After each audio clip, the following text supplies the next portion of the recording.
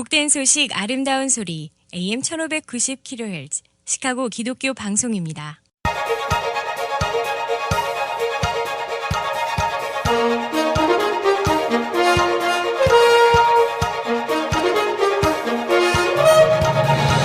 김정일 해설위원의 시사 해설. 세상을 넓게 봅니다. 삶의 지평이 넓어집니다.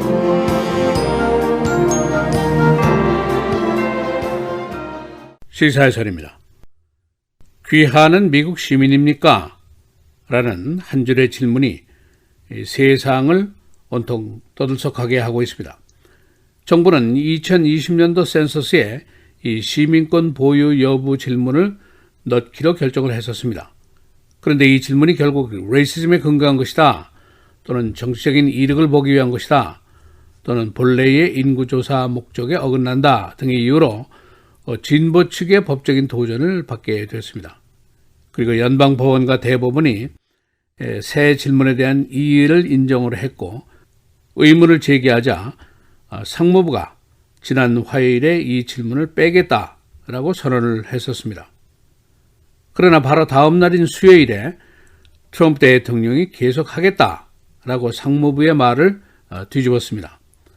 그래서 이번 연휴 동안 법무부, 상무부가 새 명분과 새 이유 찾기에 비상근무를 했습니다.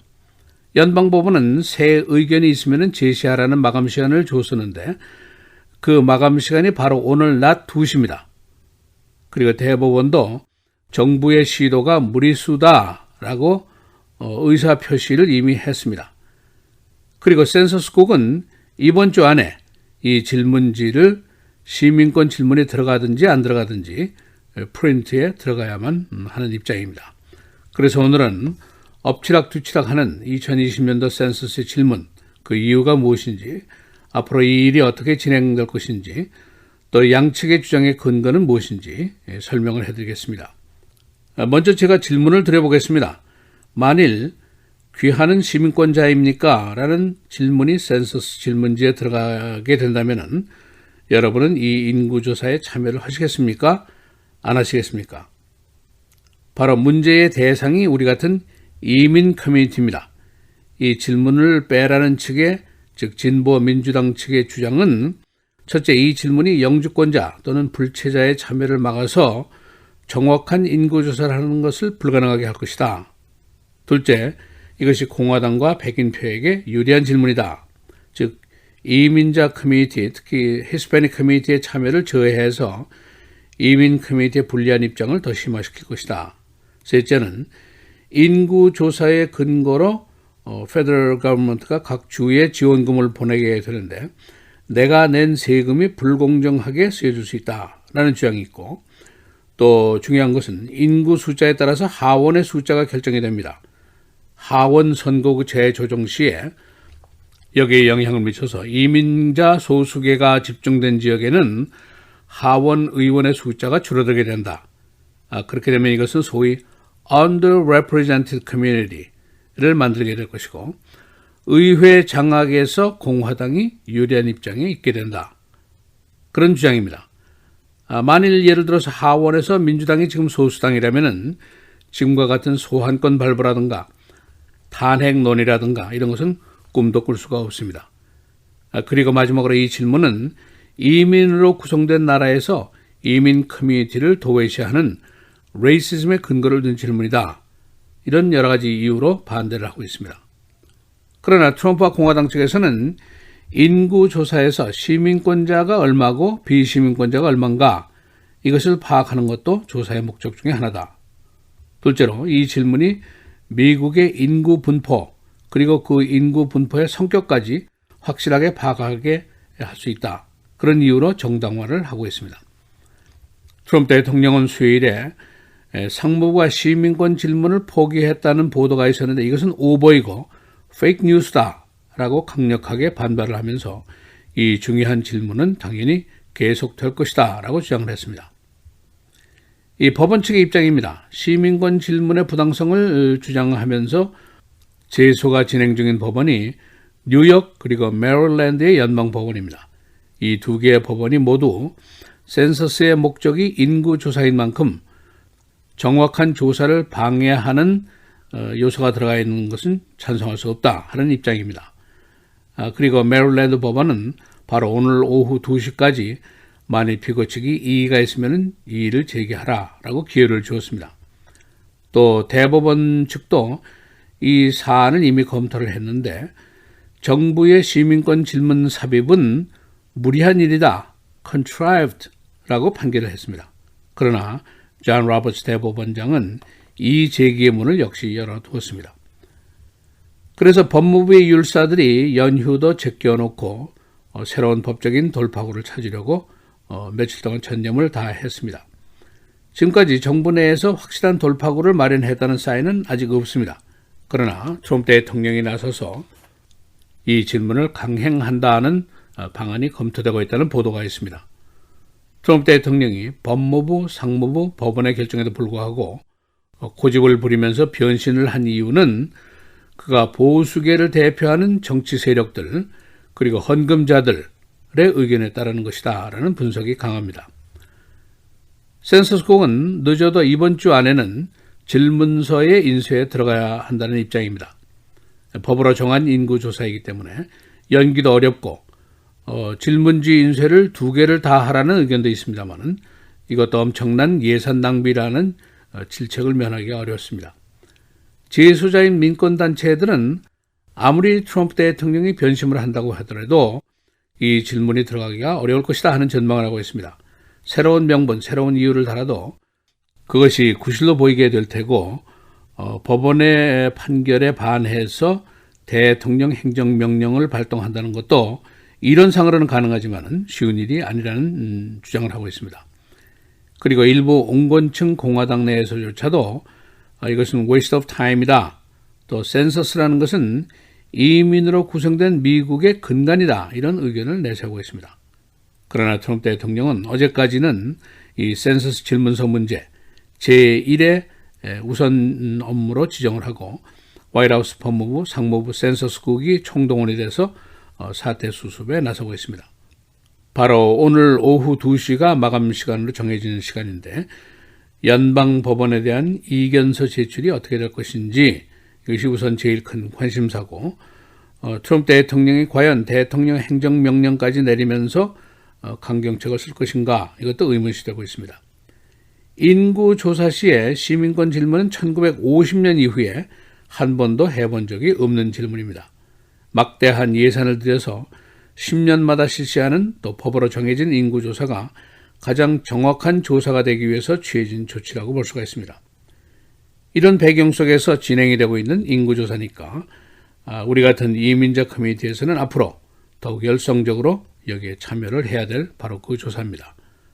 시사해설 김재일입니다.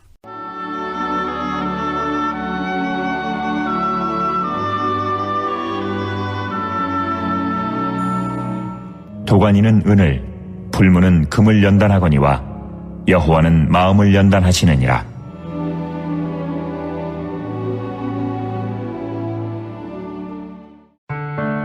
미디어를 통한 세계 선교를 꿈꾸는 KCBS.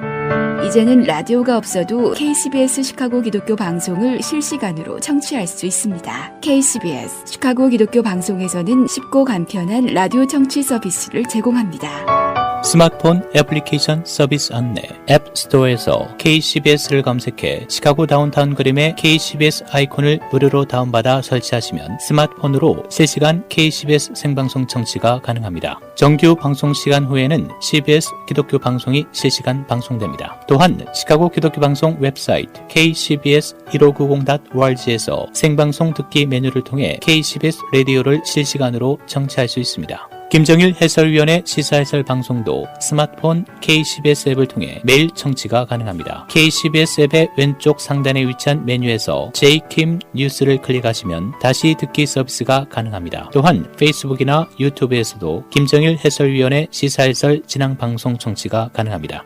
KCBS 실시간 청취 서비스에 관한 자세한 사항은 시카고 기독교 방송 전화 847-583-영원구원 583-영원구원번으로 문의하시기 바랍니다.